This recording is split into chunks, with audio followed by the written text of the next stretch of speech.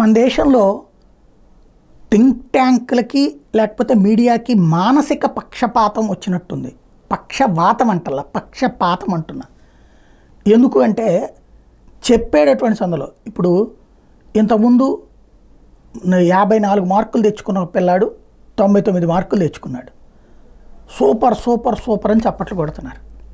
అదే సందర్భంలో ప్రభుత్వంగా ఏర్పడి ఆ పిల్లాడు 544కి 543కి తెచ్చుకుంది 99 అని చెప్పట్లా. మొన్న మోడీ చెప్పింది అదే పాయింట్. ఇక్కడ 240 సీట్లు బీజేపీ సొంతగా గెలుచుకుంటే కాంగ్రెస్ గెలుచుకుని 99. మిత్రపక్షాలు తృతీయ పక్షాలు అన్నీ కలిపితే 242, ఇది 232. అంటే అక్కడ కూడా 240కి తక్కువే.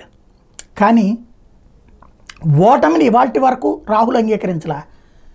రాహుల్ని సపోర్ట్ చేస్తూ బీజేపీ మీద ద్వేషంతో మాట్లాడేవాళ్ళు కూడా అంగీకరించట్లా.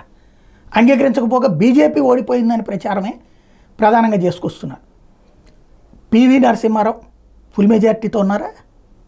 240, ఇది 239.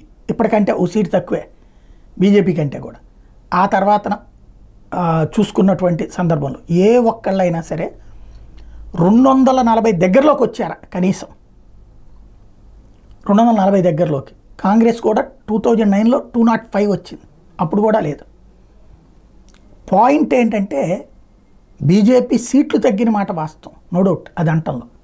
కానీ ఓటమిని అంగీకరించకుండా గెలిచామని విర్రవీగేటటువంటి విచిత్రమైనటువంటి మనస్తత్వం, దాన్ని సమర్థించే మేధావులే ఇక్కడ భారతదేశానికి స్పెషల్.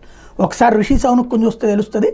ఆయనకి అక్కడ 18.3% ఓట్లు వచ్చినాయి, 110 సీట్లు వచ్చినాయి. హుందాగా ఓటమిని అంగీకరించారు, భవిష్యత్తులో మెరుగుపరుచుకుంటామన్నారు.